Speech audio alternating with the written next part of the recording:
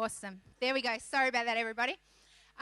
Okay, so one of the things I do need to say about me is that I tend to be this kind of chick that doesn't hold back. I'm very decisive and pretty much in your face and out a lot of times. Now, I know that's not everyone's cup of tea, and I get that, right? So everyone is not my ideal client. But if it's okay for today, if I'm straight up and I'm a bit decisive, and maybe there's times I'm pretty full on, is that okay today? Awesome. So one of my clients, he wrote this thing, and I just laugh because it says, Kiri Maree is the loving lady with a red pen. The bit that makes me laugh is loving lady.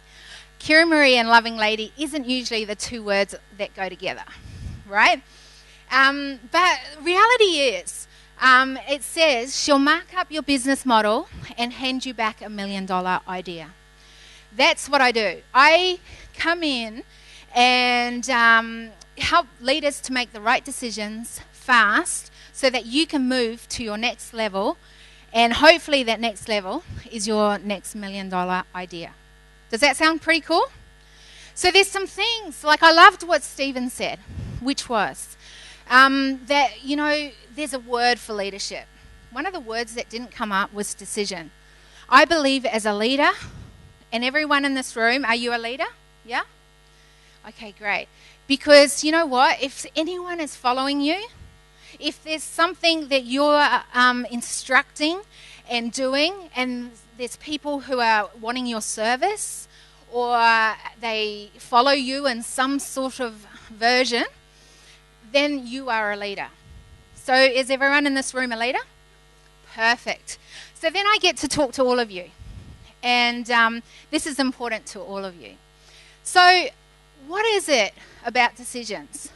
I think that decisions are the most important thing in leadership that we can focus in on. Do you agree that sometimes it's hard to make a decision, right? Sometimes decisions hold us back. Sometimes decisions hit our bottom line because we haven't made a decision. So what I want to do today is, if it's a true statement, which I wrote on the first one, that a decision will determine your leadership culture, then I want you to be able to take home today, from what I say, a couple of models that will help you to strategize and to process through decision making. Is that going to be helpful? Okay, so let's do it. I'm going to move pretty fast. I believe that this particular structure helps in everything that I do. So I'm going to use it in what we're talking about today, which is leadership culture. So I believe, number one, that you need to create the. Number two, you need to create the. Number three, you need to create the. And number four, you need to create the. All right, let's see what number one is. To me, we need to create the space. I was in Costa Rica, as Stephen just said, and one of the reasons, it didn't fit into my schedule. It wasn't one of those things that I go, oh my gosh, I really need to go to Costa Rica right now in a very, very busy time. So I have two roles. One of my roles is I'm a CEO of the company that Stephen was talking about, where my husband is the face of it. And so I run everything. That's the culture, the systems, the decisions for everything. And my husband is the talent and the creative director of it.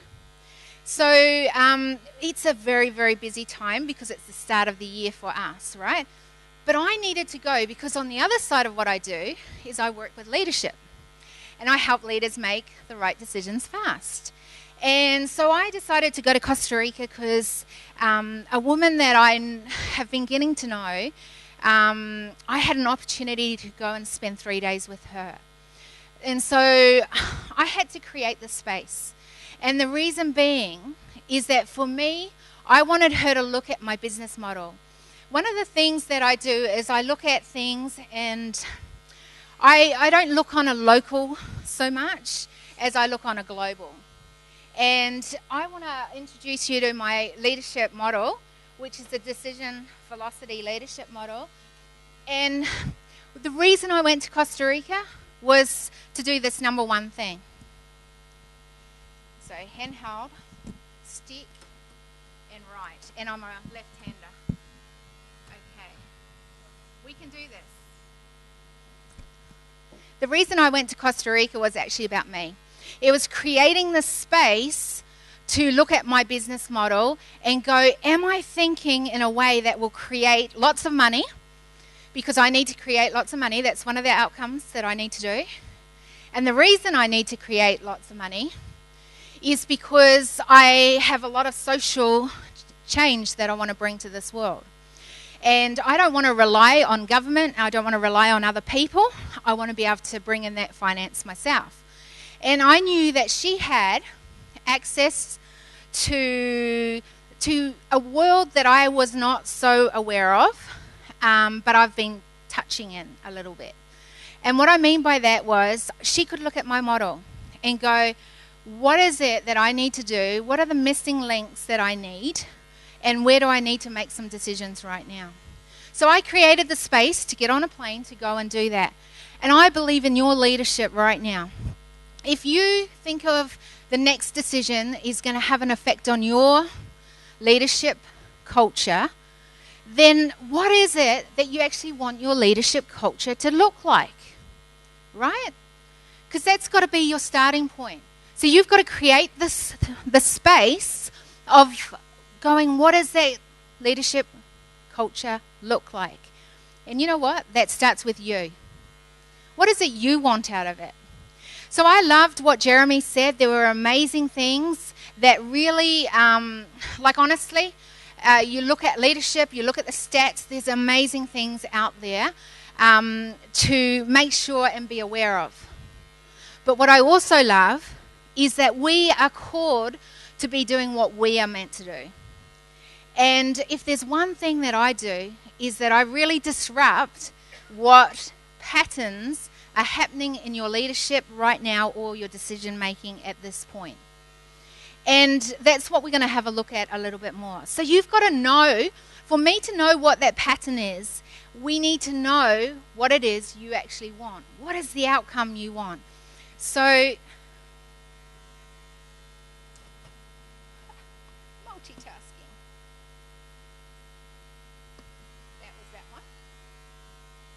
one of the outcomes I want is I want to be, I don't know if you know, but that's Richard Branson. I want to be like the girl version of Richard Branson. I love Richard Branson. I had the privilege of spending time with him last year, halfway through the year. And the reason I created the space to go and see him was I wanted to see how did he think? What does it look like in his world? How did he make decisions that really are impacting probably every one of us in some sort of form? Whether it's we're catching the plane, whether it's he has so many different social change projects out there at this point. And what is amazing is he's created a tribe that literally, a leadership tribe that go into countries and have conversations that need to be had behind the scenes that you probably don't even know of. I love that. I'm inspired to move to be someone more like that. But I'm not Richard Branson. I'm Kiri Maree. And I bring to the table what I bring. But I know what that is, and I'm very, very clear on that. You too need to be clear. What is it you bring to your leadership, and where do you want to take that? And how are you going to decide your next decision to make you step up to that level? So number 2 is create the awareness. So once we're aware that it's about us and that we need to do something about this leadership culture, then it's like, what is it we need to be aware of?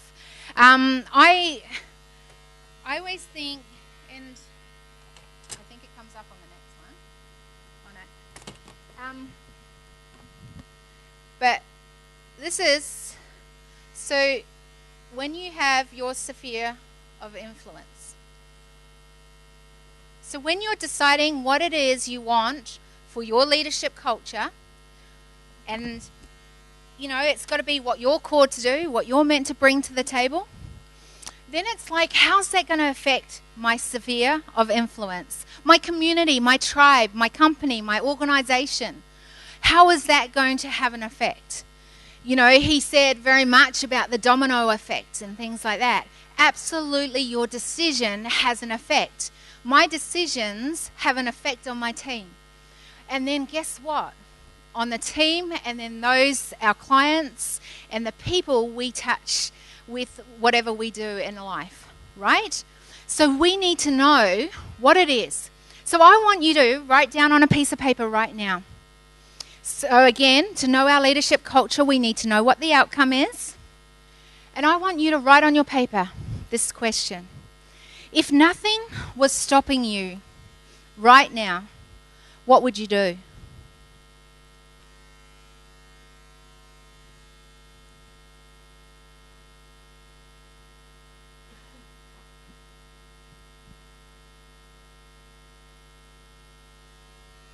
Okay, so some of the areas that I always ask on when I ask this question, I ask this to every client, whether it's on a VIP day, whether it's a one-on-one, whether it's in masterminds, whether it's in a group, because I believe we all need to ask this question.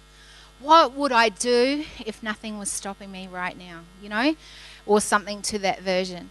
The question I would ask you, so while you're writing down that, is personally, how would that look? If nothing was stopping me, what would I do? How would that look personally? Maybe it's, you know, you would travel with your family. We're about to go nomadic, which is kind of scary, from April onwards. Don't ask. Oh, my gosh. But, you know, what is it that you personally want to see happening in your leadership culture? Because guess what? If it affects you in your professional life, it will affect you in your personal life, and the other way around as well, right? So personally, how does that look? Professionally, how does that look? If nothing was stopping you, what would your business look like? Your organization, your team, your work schedule?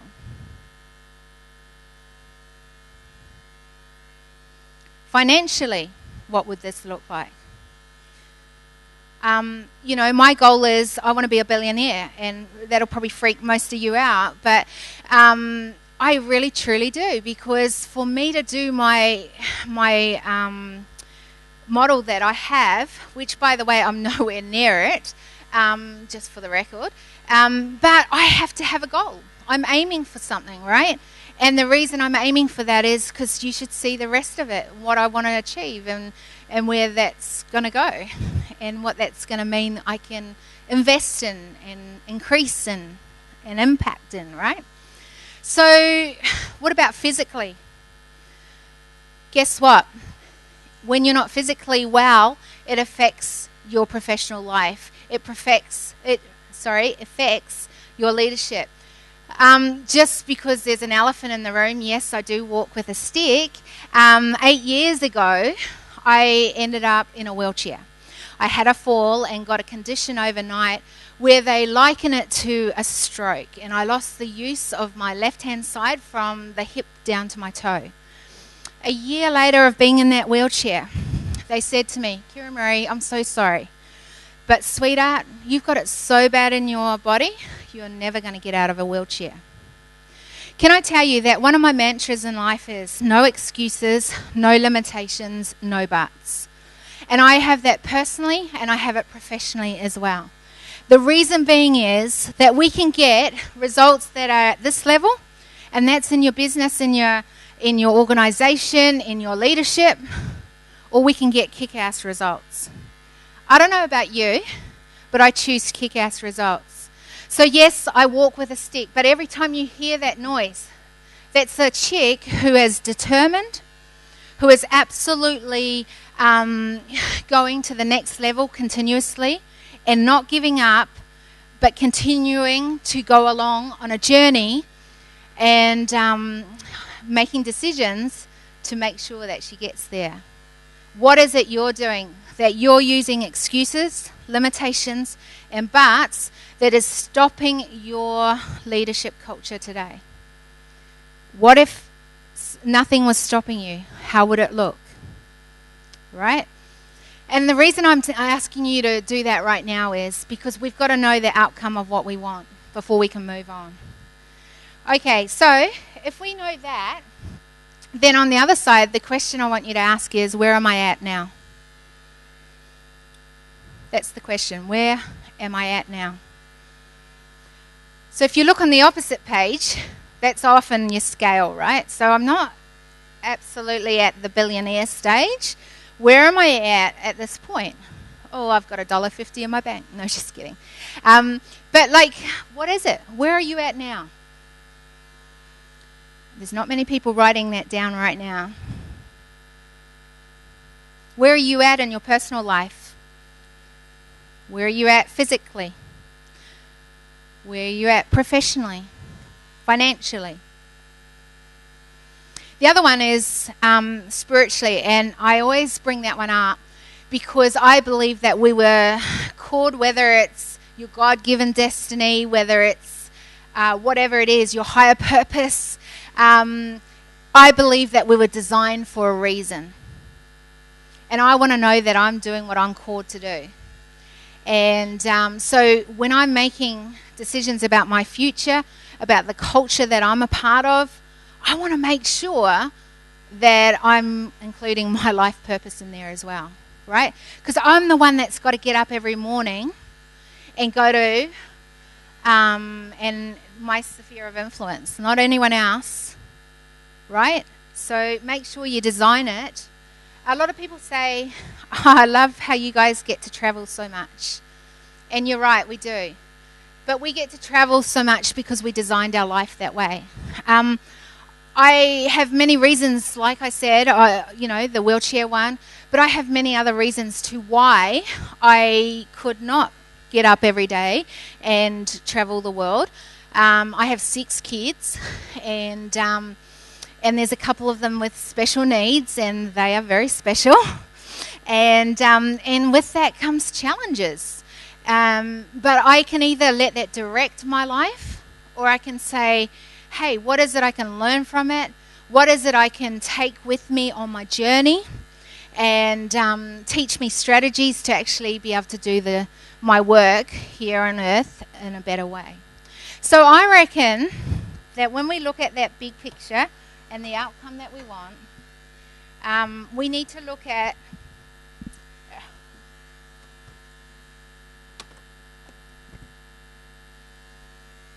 your global leadership.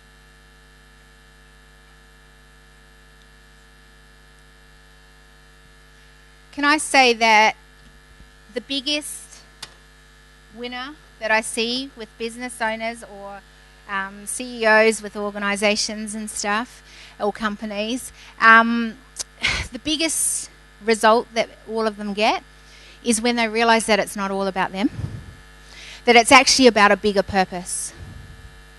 And many times when I get people to answer that question that I asked you guys, which was, if nothing was stopping you, what would you do?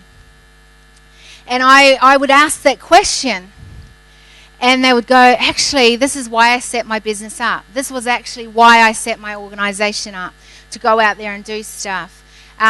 For me, I'm really excited. My latest news is that I've just had a conversation with Zimbabwe, and I'm doing these projects with youth hubs, and I'm just piloting them at the moment. And I've just got she was an ambassador for the UN for empowering 1 billion women by 2020. And she has come on board saying that we will partner up and do a youth hub over in Zimbabwe with a whole lot of young people. So for me, that's really exciting, right? Because that's part of what I'm called to do. And that's what you've got to see. What is it that I mean, another side of it is that I do stuff in Fiji, and I know Stephen and I have talked about it, the good, the bad, and the ugly, right? What is it you're meant to do? What is your footprint on this earth that is out there doing stuff that makes a difference? Think about your culture in a bigger way, right? All right.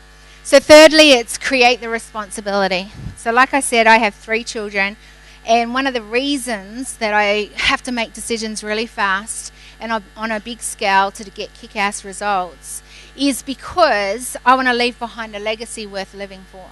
What is it that you're leaving behind, right, with your thing? I want to take you through another model. I think it's behind here.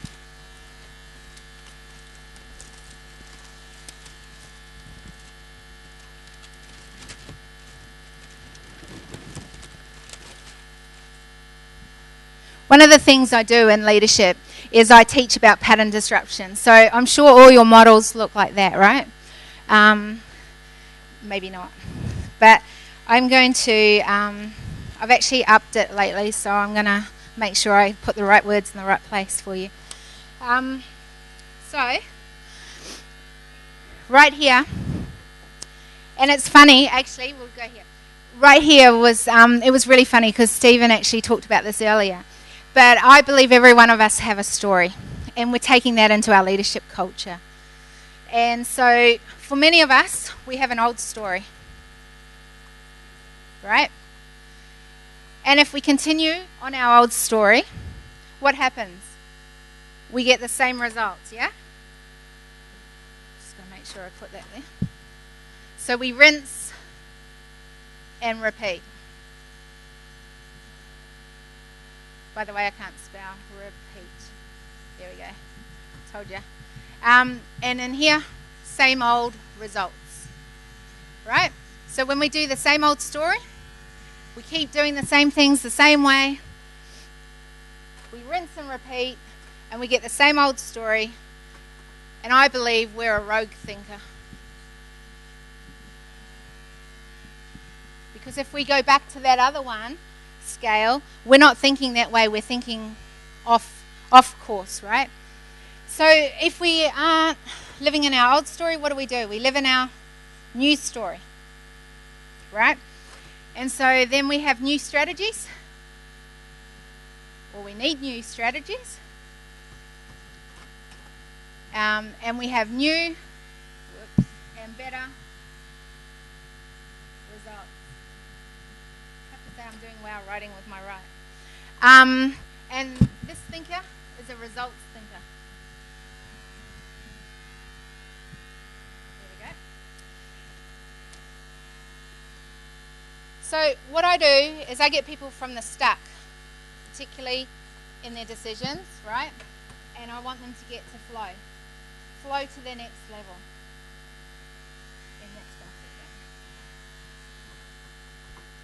So if we go this way, what happens with our old story? Our stuck is that we've always got resistance. Is that right? Because we're stuck in our old story. There's the excuses, there's the limitations, there's the buts. There's the things that are stopping you, right, from making your next decision. But if we're going into our new story, then there's release over here. So that's great, except what's here? This is old pattern, right? So the way your brain is wired in your old story is giving you an old pattern. You're rinsing and repeating, you're getting the same old results, and to be honest, you're a rogue thinker. When you're on this side and you've got a new story, you've got a new pattern, which is giving you new strategies, new results, and you're a results thinker, right? What is it that you need here to happen? So if you keep doing it this way, so I reckon you need a disruption here. That's a pattern disruption. And I also think that it comes down to you making a choice, right?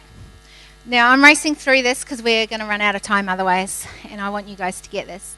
But old story is wired to our old patterns, and guess what? Our results are going to always come back to the same. New story, new strategies, new results. But it has to happen with a pattern disruption. We cannot do leadership exactly the same way as we've continued to do. Because if we keep doing it that way, we're going to keep getting the same results. Do you want that? If you were looking back in a year's time and you were looking back at where your leadership is and you saw it and thought, oh my goodness, I didn't increase anything. My bottom line's the same, the team's the same. It's great, it's ticking over, but it's the same. Would you be happy? Yeah? Yes? No? No. Okay, great. So then if that's the case, then something has to change. Do we agree on that? And it has to be a pattern disruption. That's what I get to do. I love doing it. In fact, if we have more time, I'd love to do that in a bigger way. But I just want to make sure, and at the end, if we do, I will do it because it's kind of fun. Number 4, create the action. So we know we need a pattern disruption. We know that we need to know our outcome, right? But how do we get there?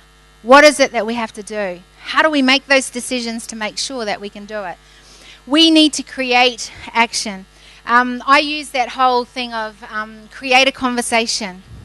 And one of the things that I do is get leaders of leaders together. And, you know, we don't always get to do stuff, but I'm starting to create conversation.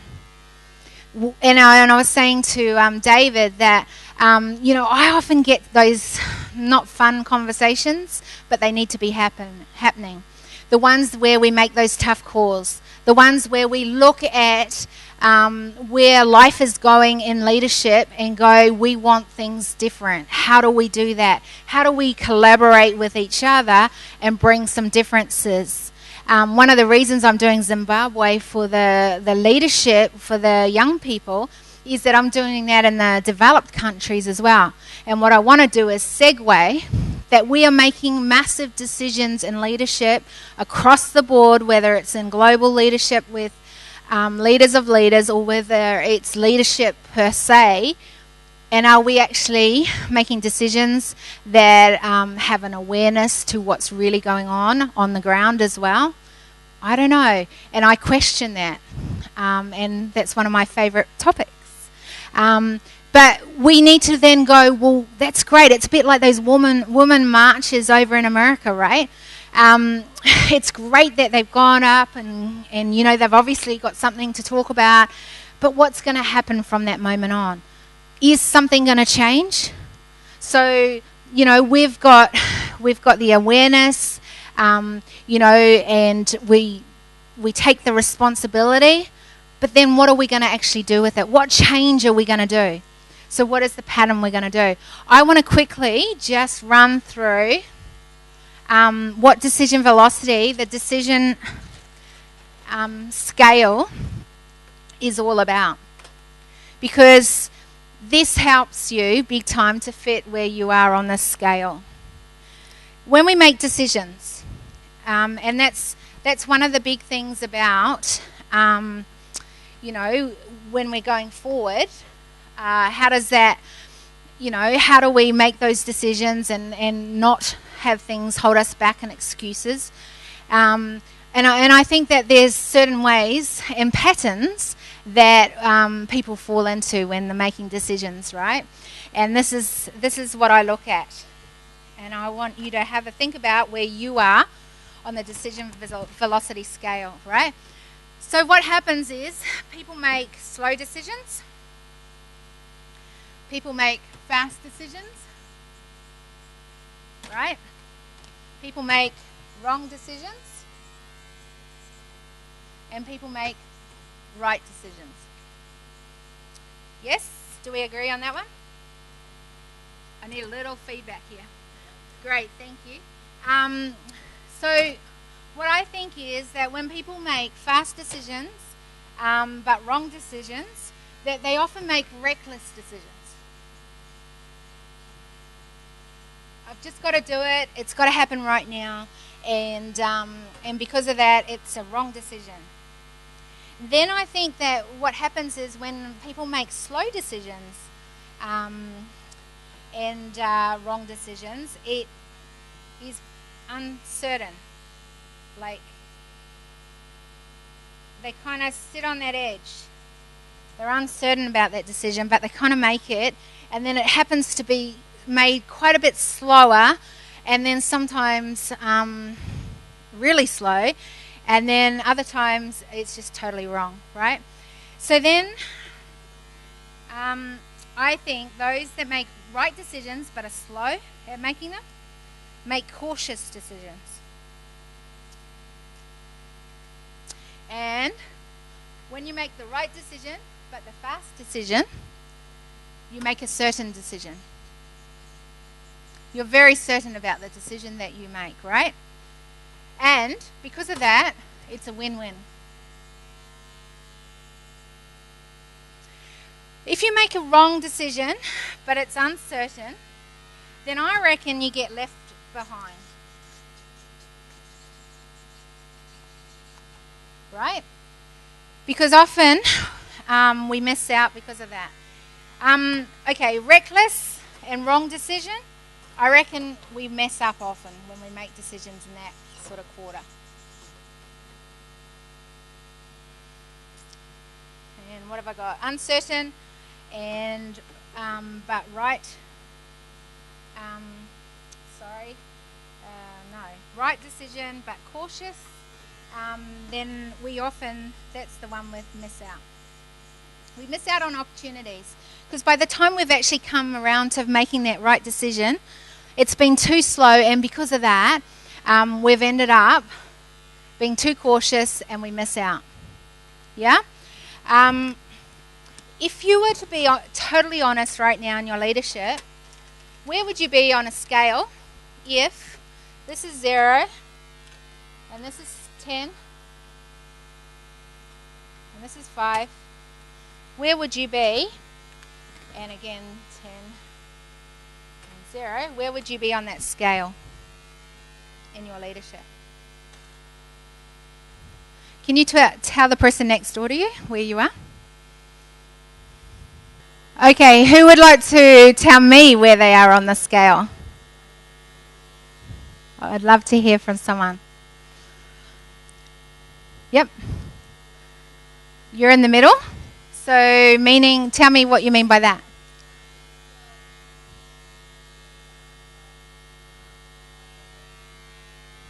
Yep.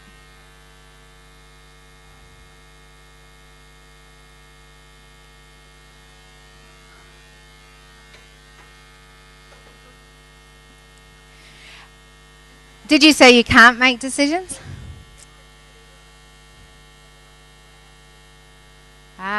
So tell me, how does that work for you now? So she says that, sorry, what's your name? Melissa says she's 5 on the scale, right? Which means that she's kind of sitting on the fence of all of them, to be honest. And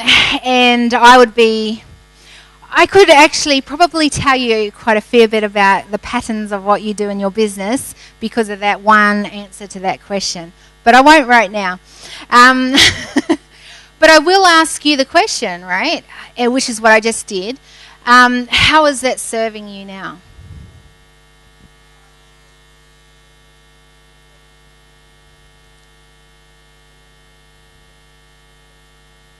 So it's a work in progress, and there's a long way to go.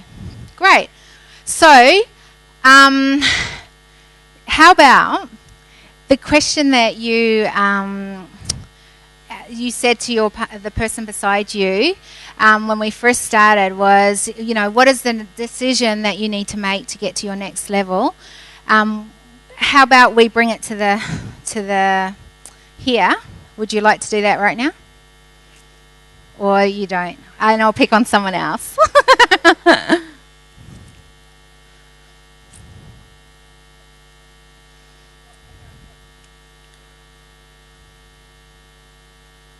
Yeah, so what is the next decision you need to make to get you to the next stage that you haven't obviously made because you've still got a decision to make?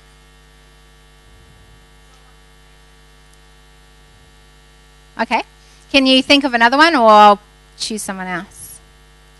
No worries. Thank you, Melissa. No, that's awesome. So my thing is, though, guess which one we want to be in, right? We want to be able to make fast decisions and right ones. And there are absolute patterns to why we make decisions and why we don't. So that old story, new story, isn't just a beautiful little model. It really, truly establishes why you make a decision or why you don't make a decision. And what's really interesting is that many people think they know why they're making decisions. What is interesting is that often it's actually because of other reasons that are holding you back. And once you're able to find what that was that's holding you back, you're able to then make that decision really quickly. So who else has a decision they want to make and would love to bring that to the table right now? And I'm looking over this side of the room because it's very quiet. And if I don't look at you, then you won't look at me and we won't make a decision. Awesome. Yeah. So the business hasn't started yet. Yep. Yep.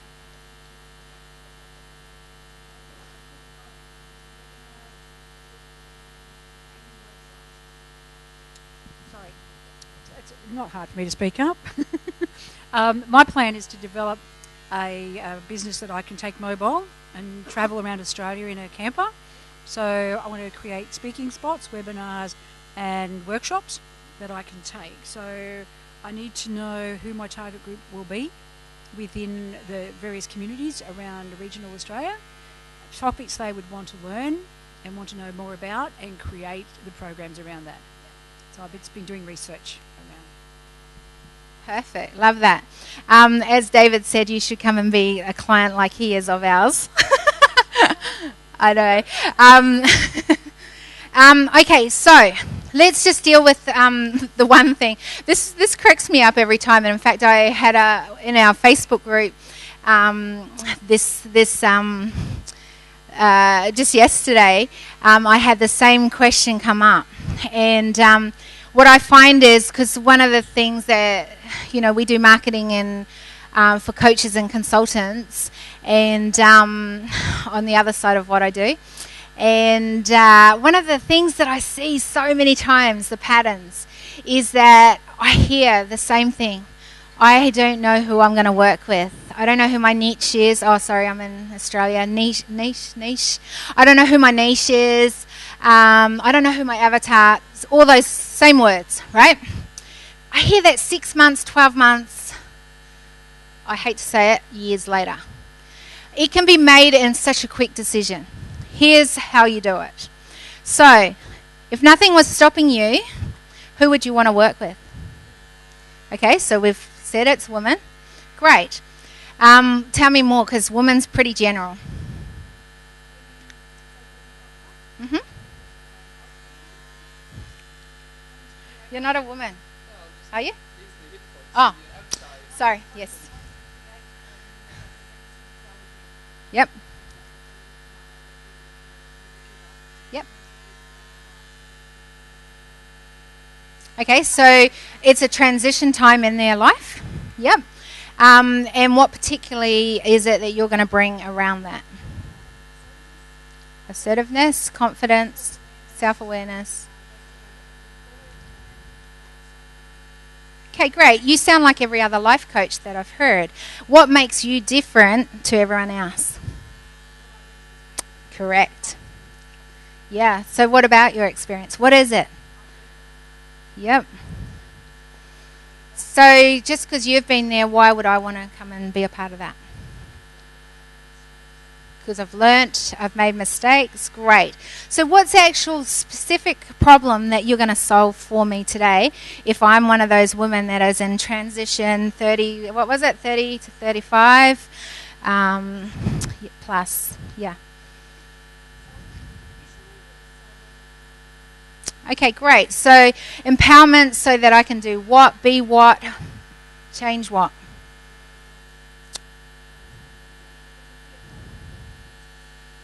Okay, a program of process. How does that work? Great. Yeah. So my thing would be is when you're researching is go, what is there? Is there a specific area that is, whether it's young, I know one of the biggest niche that I see our gap in, and I often get chucked in there, but I don't want, so anyone else can do this, is women who are having had children, and then they want to come back into the workforce. And there's a massive area for that. Because life has changed since they were once in corporate or once in business, and now they're coming in and going, I don't even know. They don't value who they are, they don't value what they've got to bring to the table, but then they also question, what is it now? Because my life's changed and I think differently now. What is it? So there's a massive gap there, right? And so if you said that I'm wanting to work with women that, were in there, I'd go right on. At this moment, you've got such a general thing. You need to research, because I don't know that you know that at this point, unless you do you? Beautiful. So your thing to do is go and research that and find out what is it, if I saw there was a gap, what is it that I need to go and find where those people are. So you know that it's women, you know that it's 30 to 35, but you need to nail it. And it's not that we don't work with other people, right, that aren't in that niche, but what we do is go, everything that we are about is directed for that. Does that help? Okay, perfect. Okay, anyone else over here with a decision? Or you guys all make decisions and kicking ass and wow, this legend. Yes. I already have quite a successful business, but do I change the business model from full-time employees to subcontractors to... Okay, so biggest question there is, what is the outcome from making that decision that you want? Actually, I probably should just stay near you, shouldn't I? A lot of the work we do is on motorways. The OH&S rules have changed recently so that we can only work at night time. So I have a huge amount of work to do 1 week per month. But what do I do with all of my staff in the meantime? So it means that I need good, reliable, well-trained staff for those night shifts because our work is very specialised, which means it's better to have staff that I've trained up and know the organisation. However, I've got 3 weeks of the month where I have very little work or no work for that crew. So I'm in a very difficult place. So how do I make that decision? You're at an interesting place, right? I'd be asking the question also, with those that are already trained, because that's why you want to keep them on and don't lose them out, but they can only work for a certain time. Is there other people that they could go and train, and you are like the person that trains people to go and work on at night? Yes, that would be possible. The NBN is constantly wanting trainers. We could supply our staff as trainers for new NBN crews out there. And TAFE colleges around the state, I suppose, are looking for trainers. But again, it would be difficult for me to supply that. Well, I could give them the dates that were available between each set of night shifts. So it can be difficult, but is it impossible? Nothing's impossible. And would this be one solution that could maybe help to make a difference on that decision? Yes, it is one. Some of my crew are quite young. They are trained and I'm happy with their experience. They may have trouble in front of a class of more experienced tradespeople that are converting from being electricians to technicians. So they would need to build their confidence. And is that a thing that you can't help fix by getting them up to that level? Or is that an impossible thing and it's not an answer at all? Oh, absolutely. Oh, they could be trained to be trainers, not a problem. Does that help? We could go into more, and we probably will, but my time is up, and Stephen's standing there, and I'm really conscious of it because he's scary when he's scary. Yeah. But you get the idea, right? That when you know how to make decisions, honestly, it's about asking the right questions. It's about having the right structures in place. It's about being confident with who you are, the direction and where you want to go. And there are many, many more things that I could teach you on decision making and leadership, but I won't. And I hope that even just having those couple of models, that it will help you. The reason you need to know where you make decisions are is because you can see that there's probably areas you could work on that will actually, you could make better decisions, and that will affect your leadership culture, yeah? And also the pattern disruption one, the whole old story, new story. It is up to you whether you choose to move from that to whether or not you keep doing leadership the same way. But I encourage you, we are in a moving world that is forever changing. And I have to say, Australia, we are behind the scenes when it comes to leadership. And saying that also, you can see what's happening in the leadership in America, right? We need people making good decisions in leadership that is making a global difference out there. So it's up to you to step up, to do that, to change your sphere of influence, right? To make a difference on a global scale. It doesn't mean that you have to go out there and change the world. It means that you change your world that then has an effect on our world out there, right? So thank you, and I appreciate being here. Thanks, Stephen. It's my pleasure. Always a pleasure. Thank you. Thank you, mate. Thanks, mate. Great job. Anybody got any questions for Kiri and Maree before we say goodbye? Scared him. That's nothing. She's relentless. So you get Kiri, Maree. Yeah, Davey.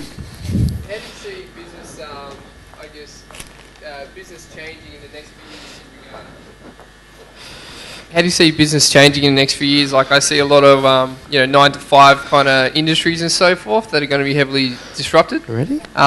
What's your opinion on that? Because everyone's sort of following this sequence that has just been set for ages. But nowadays, like, everyone wants things when they want it, convenience. We've got Amazon's doing like incredible things and that. Like, I'm not sure if anyone in here is sort of seeing what's going on out there. Elon Musk was just mentioning about a universal. What do they call wage, where like because of robots and so forth, people are going to be, just having to get a wage now because things are going to be changed. But what's your opinion on the way we structure our lives and how it's going to change? I think we need to change things to get different results, right? And the reason being is, and one of my beefs and things I normally talk about is conditioning and biases. We talk about 9 to 5. Who designed 9 to 5 as being the way to do work and all that sort of thing, right? I don't know, but it doesn't work in my household. In my household, I work really early hours because the states and across the world are awake at a different hour to what I am here in Australia. And then I want to be finished usually in the afternoon when my kids come home from school so I can sit and watch Netflix or colour with them or do whatever it is I want to do, right? And then I'm back on till late at night, yeah? So I have to do things differently. And I think that we are in, if I'm to answer that question, we are in a world where we have to change things. We have to do things on a different level, whether it's go online. But I even think that there's a lot of saturation in the way that we're doing life at this point and at this moment. And we need to think, in 5 years' time and 10 years' time, what is it that our sphere of influence is needing? What is it they're going to be wanting? We are living in an environment where it's a microwave age, and in other words, we want to put something in and get something out straight away. We need to get thinking again. We need to create the space, like I said earlier, to think, to innovate, to go, what is it we could do that is above the noise, right? But we need to do it, and we need to not just do things because because stats show that this is how it should be done in leadership, or this is how it should be done in organisations. We need to actually go, what is it that in 5 years' time, 10 years' time, 15 years' time? And one of the reasons I'm doing the youth hubs is because I want to work with the next generation of leaders, because they are the ones who are going to be leading our countries. And what is it that we want them to be doing and being and thinking? So we've got to think not just in our now, we've got to think further and look and be more creative. There are amazing people out there doing amazing things. Take on board and learn from what is being done, and then go and use what you need for in where you're at, and then go out there and add your flavour to it. You know, we don't need more robots, we need more people being different and standing out and making a difference.